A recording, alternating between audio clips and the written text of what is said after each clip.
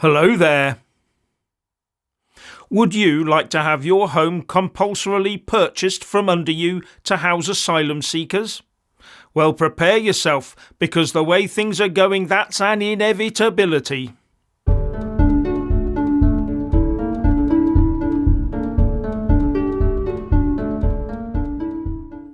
Right, let's be clear from the start. We don't have a housing crisis, we have a population crisis.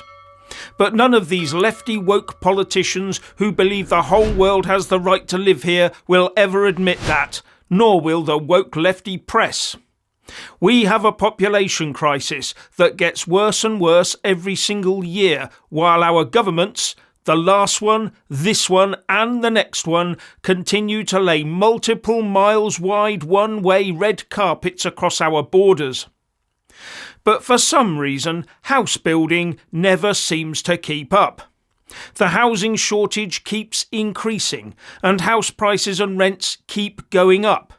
That always happens when demand exceeds supply. You'd think that someone, somewhere, has an interest in having people crowding into ever smaller, ever more crowded and ever more expensive accommodation, wouldn't you? And this is part of the reason why we're being forced to put up asylum seekers in our best hotels. We couldn't possibly house them in a barracks, could we? So having no new nice houses available for them means nice hotels.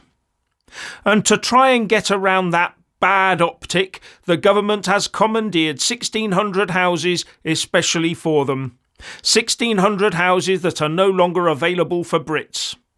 And now we hear that at least one council is pushing out letters, strongly worded letters according to the Mail, to inform homeowners that their property could be compulsorily purchased to house incoming asylum seekers.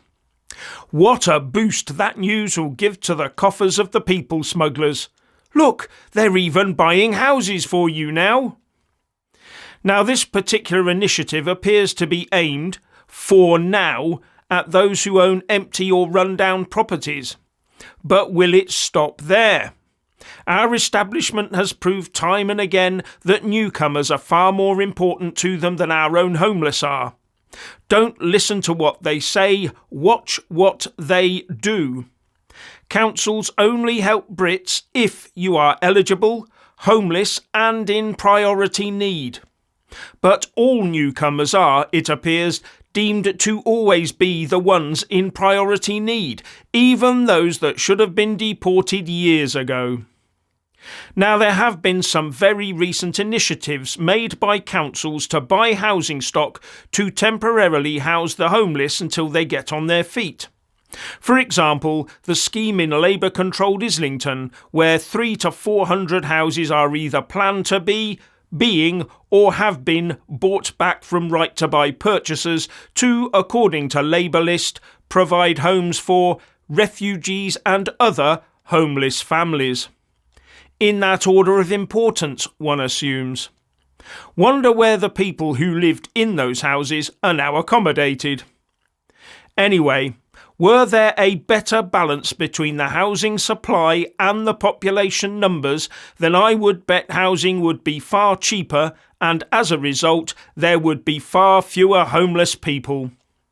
But the more people we cram into the UK without building huge numbers of houses, the more expensive housing will become, both to buy, to service the mortgage costs, and to rent. But every initiative by government is designed to pour more money into the existing housing stock, like Help to Buy, that just keeps pushing house prices up. And that's both purchase and rent prices, while they winch the borders' floodgates ever wider open. What could possibly go wrong? Now, and this is important, did you know that the Levelling Up Secretary Michael Gove is looking at easing planning permission so that people can build huge extensions on their homes without needing planning permission? This will, of course, lead to larger houses, meaning more room for those few who can afford it, as well as a proliferation of those homes of multiple occupancy that feeds the bank balances of the rentier classes. The rentier classes that generally own and live in those super large houses. And on a completely different topic, were you also aware that migrant families can be very large, requiring much larger houses than UK families generally need? There's some dots for you to join together there. Now, the housing occupancy average across the UK is about 2.4 people per house.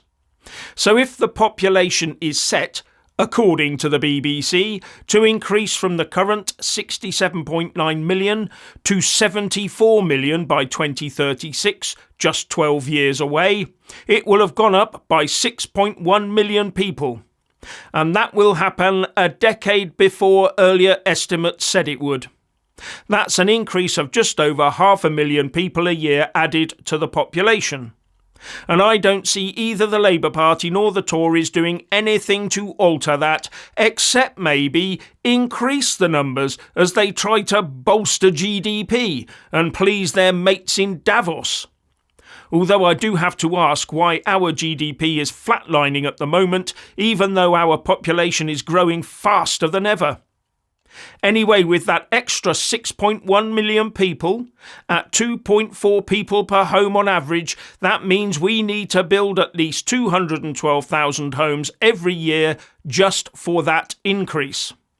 Then factor in that we already have a huge housing shortage, and the houses that need rebuilding for the current population, as well as new houses that need building as the population moves about the country chasing employment or a better school catchment area.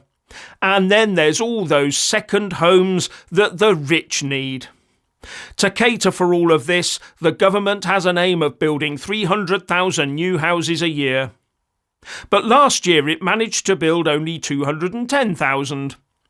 Almost the exact number we need for the newcomers alone. How coincidental! At that rate, it would mean that we could keep up with the population explosion, but the current shortages would endure and incrementally increase, and property prices and rents would also incrementally increase. Some sort of pattern is developing here, isn't it? Keep loading the country with people, but get them accustomed to living ever more cheek by jowl. And here's the point.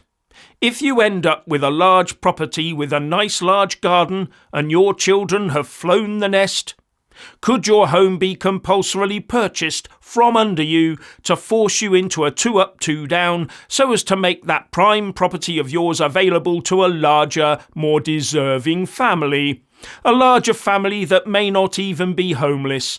They might just need that space. In fact, you might even be swapping homes with them.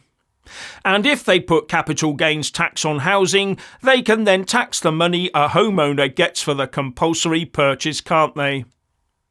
Anyway, the real question is, when, in this growing population crisis, do we get to the point where our political overlords decide that they need to take control of the complete housing stock and allocate it out on the basis of need? Because if this population crisis continues apace, that can be the only logical outcome.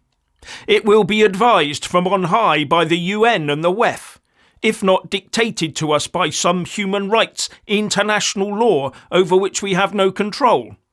And all eagerly aided and abetted by the ranks of woke communists that infest our establishment.